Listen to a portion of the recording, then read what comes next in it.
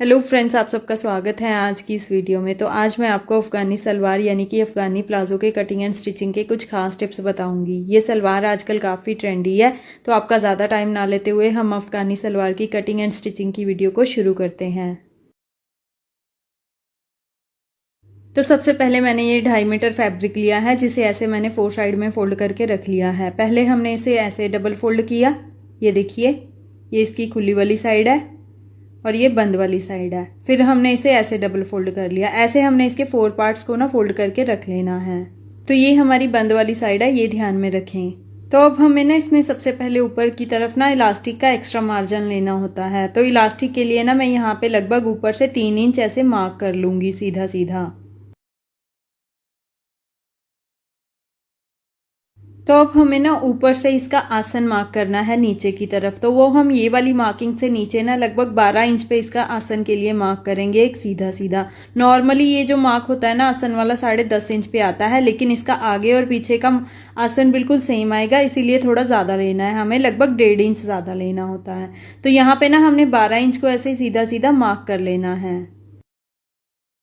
तो अब हमें सलवार की लेंथ मार्क करनी है। तो वो हम ऊपर वाली इलास्टिक वाली मार्किंग से ना नीचे हमने इसकी लेंथ मार्क करनी है। जितनी भी आपको इसकी लेंथ रेडी करनी है ना, उससे आपने 1 इंच कम यहाँ पे मार्क करनी है।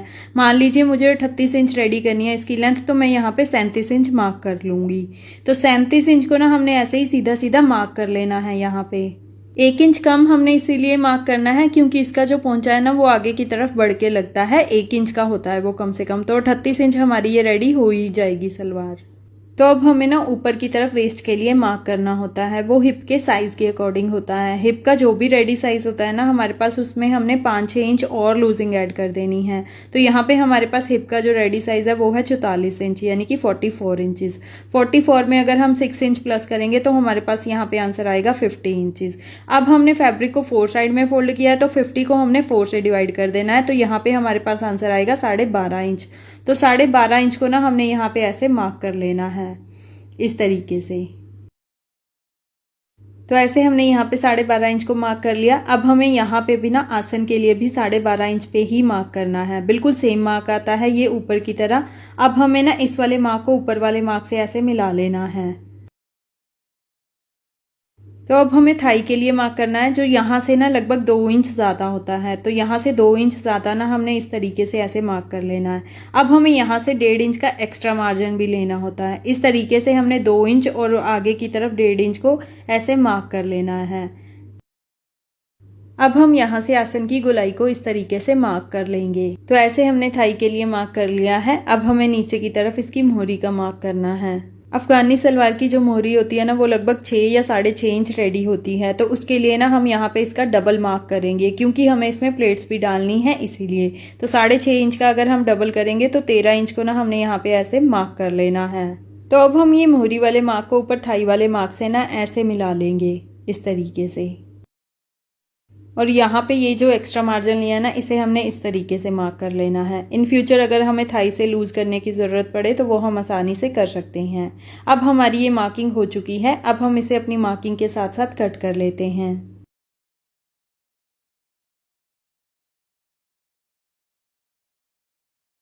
तो अफ़गानी सलवार की हमारी ऐसे कटिंग हो गई है। अब हम इसकी स्टिचिंग स्टार्ट करते हैं।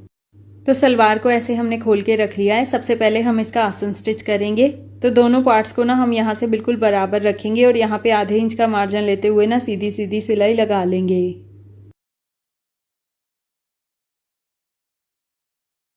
तो आसन को ना अब हम यहीं तक स्टिच करेंगे, आगे की सिलाई हम बाद में लगाएंगे। तो यहीं से अब हम अपनी सिलाई को घुमा के डबल कर लेंगे।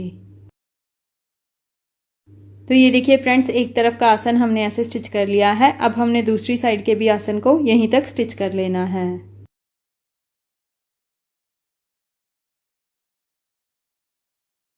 तो ये देखिए फ्रेंड्स, हमने दोनों आसन ना इस तरीके से स्टिच कर लिए हैं। अब हम यहाँ से पकड़ेंगे सलवार को और आसन को ना बिल्कुल सेंटर में ले आएंगे। तो दोनों आसन को ना एक दूसरे के सामने इस तरीके से बिल्कुल सेंटर में ले आएंगे। अब हमें ना इसकी मोहरी यानी कि पोंचे को रेडी करना है। तो ये इसकी मोहरी वाली साइड है। सलवार को हम ऐसे सीधा करके रखेंगे और इसमें ना हमने आधे आधे इंच की प्लेट्स डालनी है इस तरीके से, जैसे हम सलवार में डालते हैं। ऐसे प्लेट्स डालते हुए ना हमें यहाँ पे एक रफ स्टिच करते जाना है।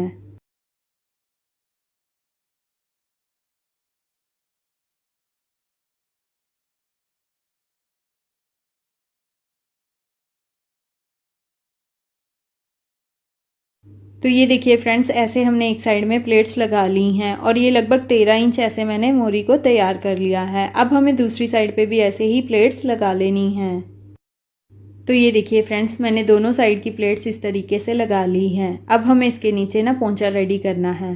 तो पोंचे के लिए मैंने सेम सलवार वाला ही फैब्रिक कट किया है। ये लगभग 3 इंच चौड़ा लिया है मैंने, ये देखिए, और लंबाई में ये उतना ही है जितनी हमें सलवार की मोहरी रेडी करनी है। और इसकी उल्टी साइड पे ना ऐसे मैंने पेपर पेस्टिंग भी लगा ली है। आप चाहो तो ये बुकरम के साथ भी रेडी कर सकते हो, लेकिन मैं पेपर पेस्टिंग के साथ रेडी करूँगी। तो अब हमें ना इसके ऊपर गोटा पत्ती भी स्टिच करनी है पोंचे के ऊपर। तो ये वाले पैटर्न को ना, पोंचे वाले पैटर्न को हम ऐसे सीधा करके रखेंगे और गोटा पत्ती को इसके ऊपर ना ऐसे उल्टा करके रखेंगे और यहाँ पे ना गोटा पत्ती के बिल्कुल सेंटर में सिलाई लगा लेंगे।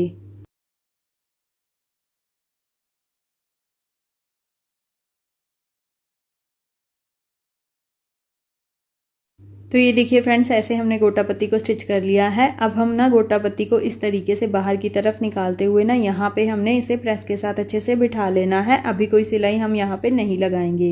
इस तरीके से हमने इसे प्रेस के साथ अच्छे से बिठा लिया है। अब हम इस पैटर्न को ऐसे सीधा करके रखेंगे और सलवार को ना इस तरीके से इसके ऊपर सीधा करके ही रखेंगे। दोनों को बिल्कुल बराबर रखेंगे और यहाँ पे ना ठीक उसी सिलाई के ऊपर सिलाई लगाएंगे जिससे हमने प्लेट्स लगाई हैं।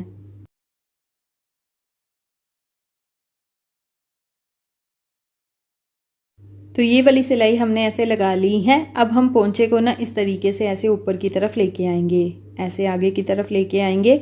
अब हम ना इसे इस तरीके से ऐसे फोल्ड करेंगे, यहाँ पे अपनी सिलाई के ऊपर रखेंगे और यहाँ पे एक किनारे की सिलाई लगा लेंगे।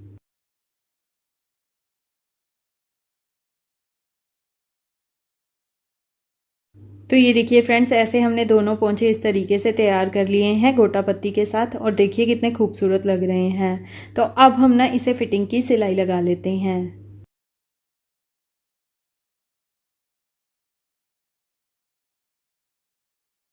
तो ये सिलाई ना हमें ऊपर आसन तक इस तरीके से लगा लेनी है। अब हम दूसरी साइड की सिलाई ना यहीं से शुरू करेंगे और नीचे तक लगा लेंगे।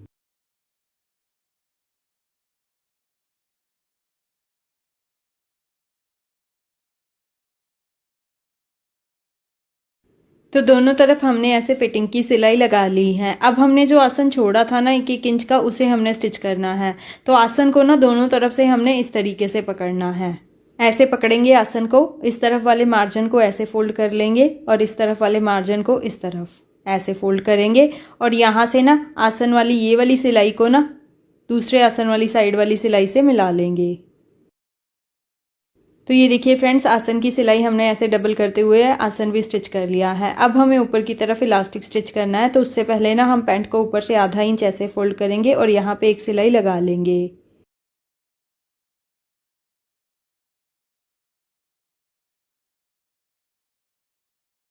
तो ऐसे हमने ऊपर से सलवार को फोल्ड करते हुए ना यहाँ पे सिलाई लगा ली है। अब हमें इसमें इलास्टिक स्टिच करना है। इलास्टिक जो होता है ना वो हिप के साइज़ के अकॉर्डिंग होता है। हिप का जैसे हमारे पास यहाँ पे 44 इंच साइज़ है ना, तो हिप से हमने लगभग 10-12 इंच इलास्टिक कम कट करना है। तो ये जैसे हमारे पास 44 है तो ये मैंने 32 इंच का इलास्टिक कट किया है टोटल। अब हम इसे इस तरीके से ऐसे डबल करेंगे और ऐसे करके पकड़ेंगे इलास्टिक को और यहाँ से ना इसे 2-3 बार सिलाई लगा लेंगे ताकि ये टूटे ना। तो ऐसे हमने इलास्टिक को स्टिच करते हुए ना सिलाई लगा ली है। अब हम इलास्टिक को ना अपनी सलवार के अंदर रख के स्टिच करेंगे। तो ऐसे रखेंगे इसे और यहाँ से ना ऊपर से इसे ऐसे फोल्ड करेंगे सलवार को और यहाँ पे ना बिल्कुल सलवार के किनारे किनारे पे सिलाई लगाएंगे। ये सिलाई आपकी इलास्टिक के ऊपर नहीं आनी चाहिए, नहीं तो इलास्टिक स्ट्रेच नहीं होगा। इस तरीके से इसे फोल्ड करते जाएंगे और सिलाई लगाते जाएंगे।